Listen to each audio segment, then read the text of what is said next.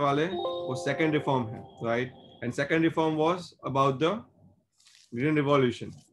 So I'm sharing my screen with you, right? You can see now the Green Revolution, Harit Kanti. Now, what was this, the Green Revolution?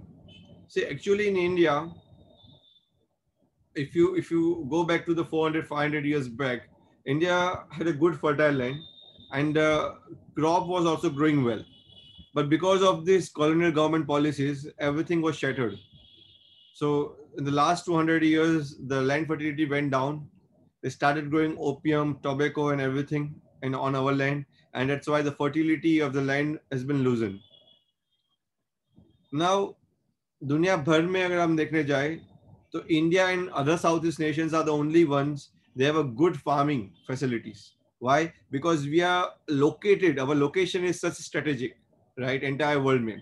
If you go in the northern area, it's very cold, right? If you go in southern area, right? हमारे नीचे अगर हम देखने जाए तो you'll find an equator region. It's very hot and humid. And again, you go in still northern, still southern, then you find again a cold temperature. So a suitable climate is required for growing all different varieties of crops. India had it. India still have it. But the thing is, the fertility of the land has been loosened. We cannot wait for 15, 20 years to again regain the fertility of the land. It's a very difficult task. India was embark on a development process. So we don't have a time for 15, 20 years to wait for and to improve the fertility of land. This is one of the reasons also that India's productivity in agriculture went down. Now, after the independence, many a times it was found that a drought situation came in India. Now, drought situation was very horrible, right? You might have heard about the word Chappanya Dukal, right? It means there were the Dukal, that means the drought situation used to come for 10 years at a stretch. And for 10 years, the people didn't have a money. The people didn't have the resources. The people didn't have a food grains to eat. And there were ample examples in India that were found after independence. Many people died of hunger. And our development policies start with the industrial development policies, and no one was thinking about the agriculture policy at that point of time. सरकार ने जो policy लानी चाहिए, right, land reforms के लिए, वो भी successful बराबर ना हो पाई. So at that point of time, one person came from America, right, and his name was M.S. Swaminathan. He was the founder of the Green Revolution, you can say, in India. But actually in the world, there was another person by the name of Norman Borlaug.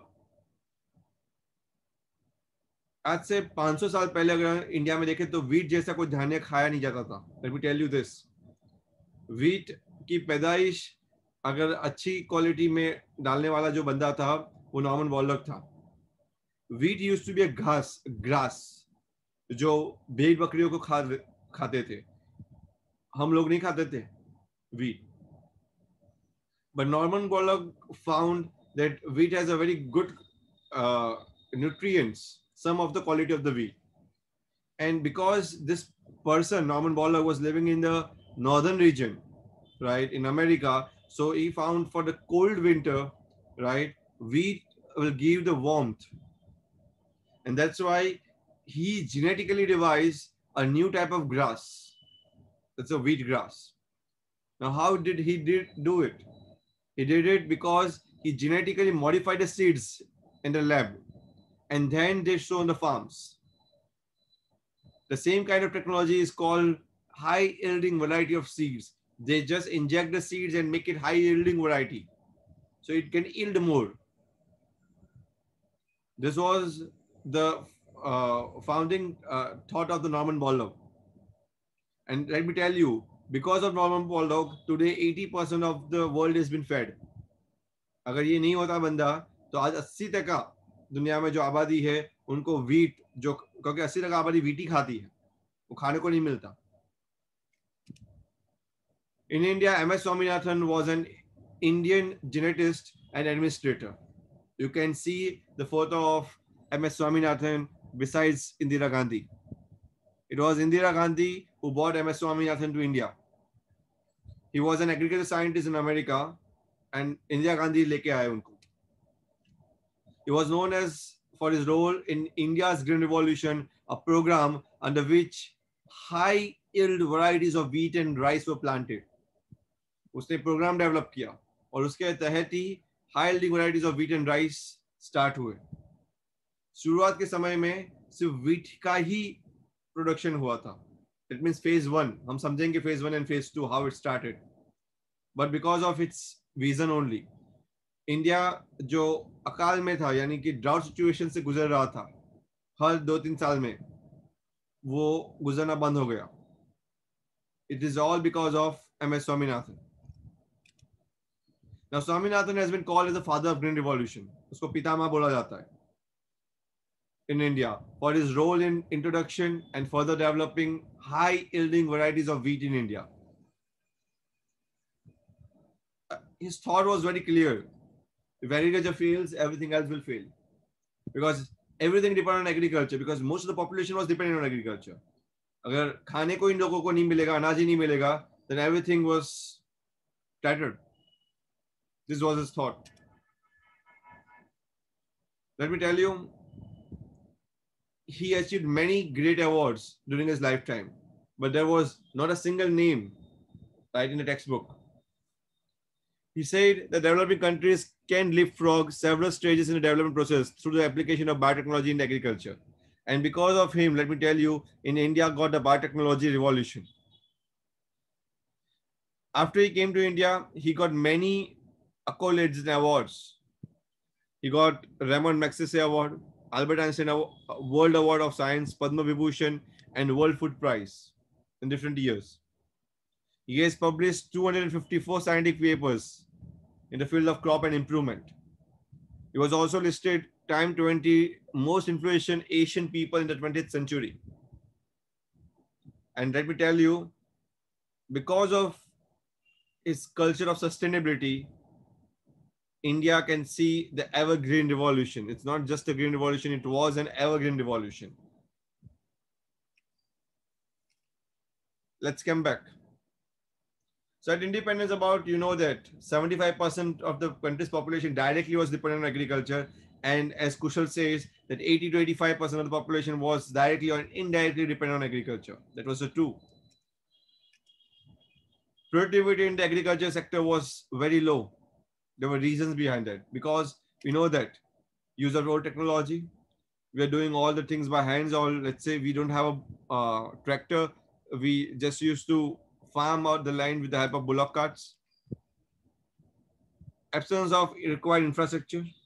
We don't have a good irrigation facility. We don't have even though we have a pesticides and the fertilizers, we don't know how to spread to the vast amount of the area where American people can do that, right? How you can irrigate or you can transfer the water in the vast amount of a land, that also we don't have. We don't know if there are shrubs and the small plants, how to pass or bypass the canals. So this was all the absence of required infrastructure. That is also the idea given by Swaminathan. So it was not just in seeds, HYB seeds, but also the adoption of the good technology and also the adoption of the good infrastructure. Both were required. So India's agriculture vitally depends on monsoon. And if monsoon fell short, most of the farmers were in trouble. India में बारिश की पे ही पूरा agriculture depend होता है, और अगर ये गया, definitely everything is going to fall short. So because they don't have access to the irrigation facilities, proper irrigation facilities, that is one of the reason. Even if you look at the monsoon season, India has get a monsoon season, entire season of 3 to 4 months. But if you look at the other countries, they don't get a monsoon season, and that's why how they do agriculture. They do agriculture on the basis of all the irrigation facilities only, right? They transfer from water from one place to another. This is how they do it. So the stagnation in agriculture was permanently broken in by Green Revolution. ये रुकावट आ गई थी जो Green Revolution के आने से टूट गई. This refers, अगर उसकी definition कोई पूछे, what you mean by Green Revolution? So it refers to the large increase in the production of food grains resulting from the use of HYV, It's not HIV. HIV is a disease, right? HYV, high yielding variety of seeds. Uski badalat hua. And especially wheat and rice.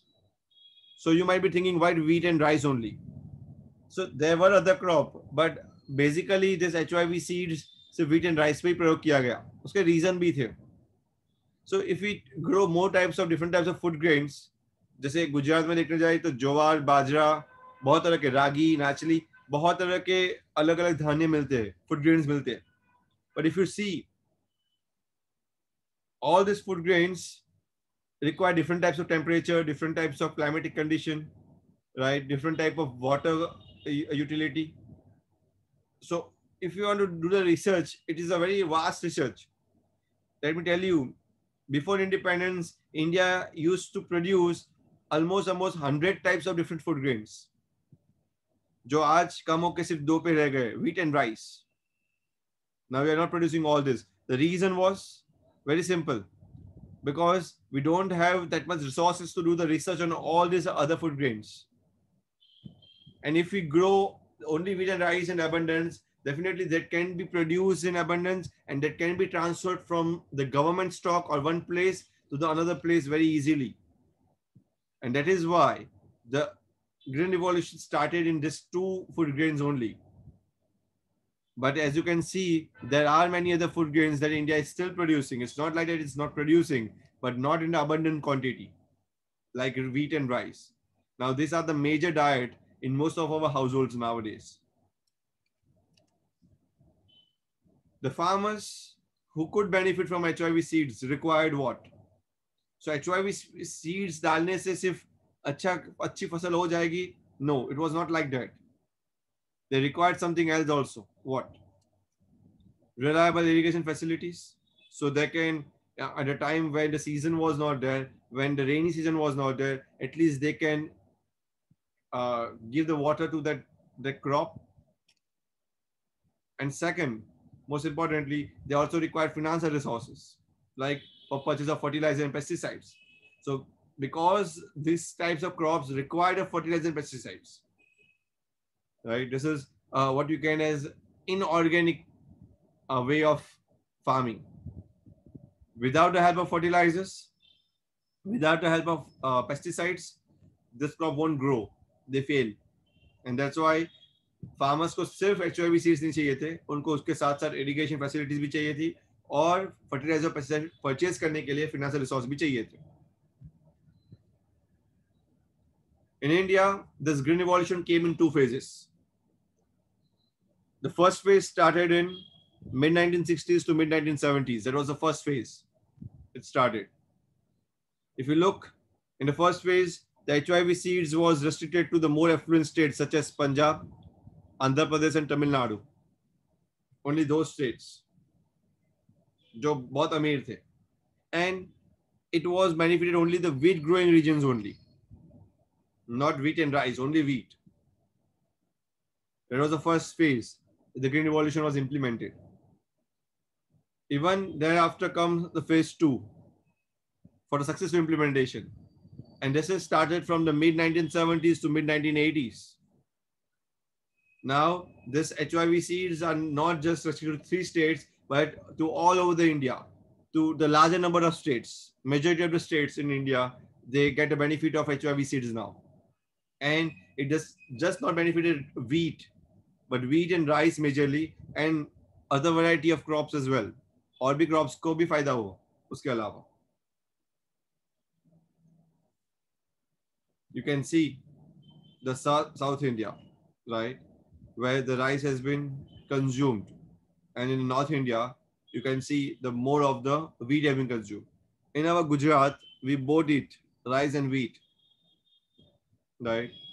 Because we are the center, even MP and most of the part of the UP also, they eat both of the things. समझ में आ रहा है यहाँ पे?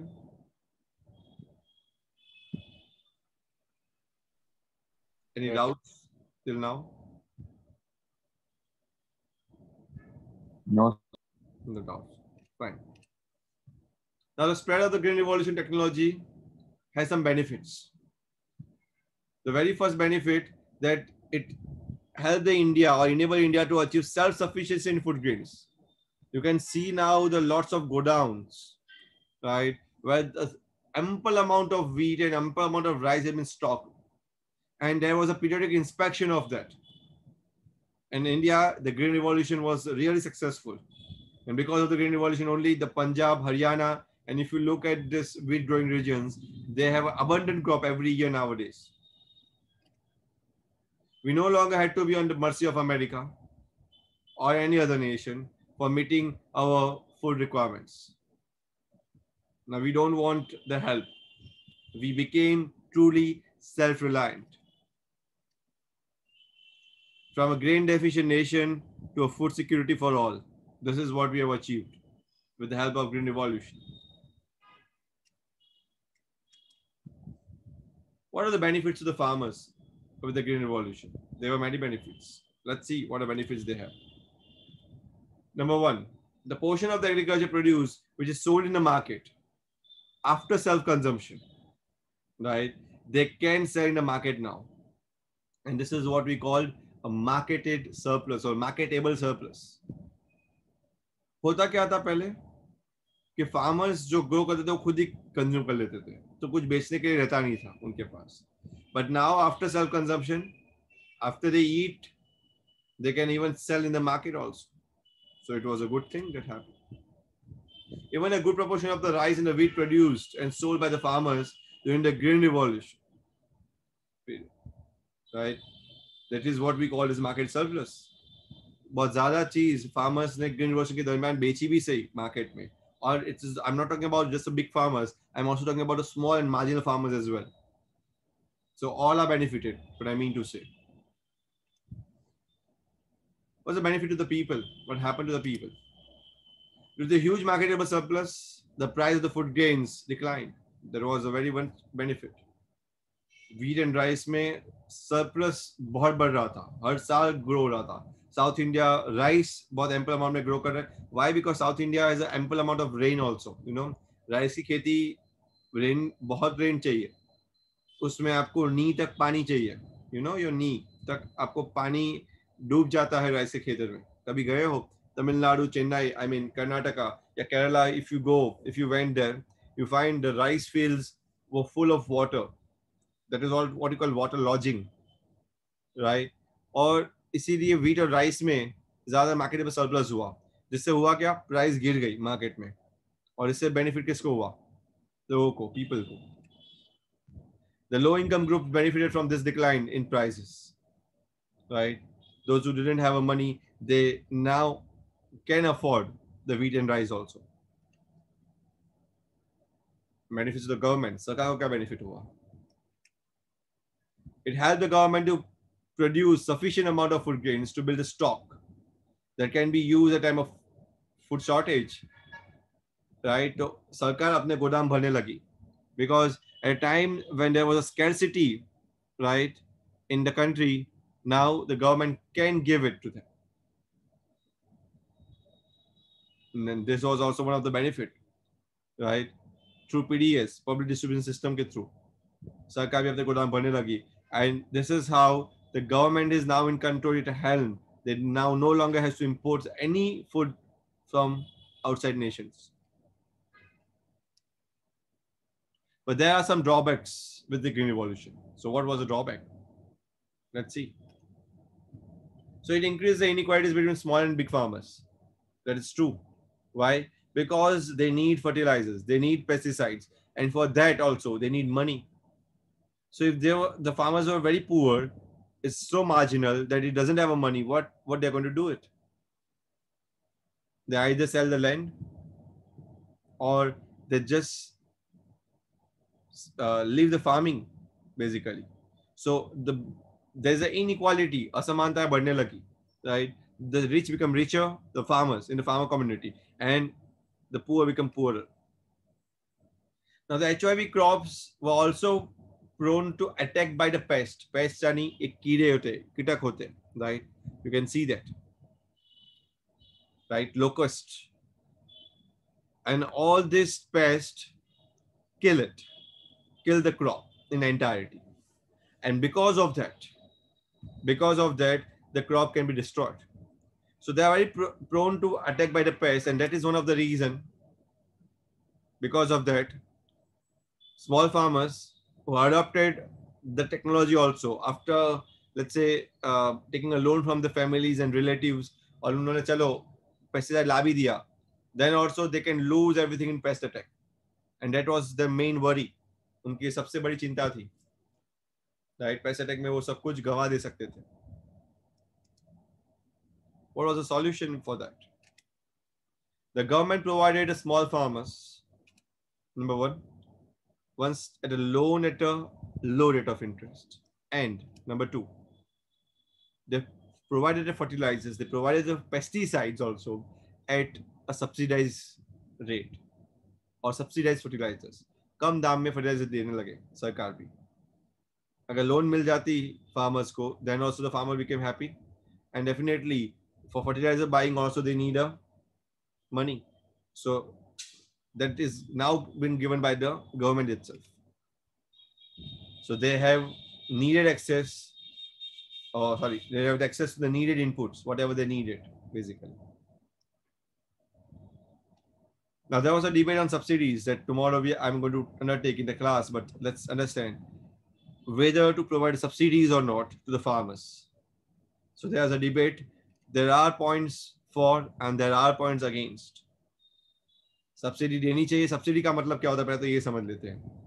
कम दाम में अगर आप उनको लेट्स से HYV सीड्स दे देते हो, पेस्टिसाइड दे देते हो, फर्टिलाइजर दे देते हो, that is what we call subsidy. Subsidy यानी कम दाम में देना.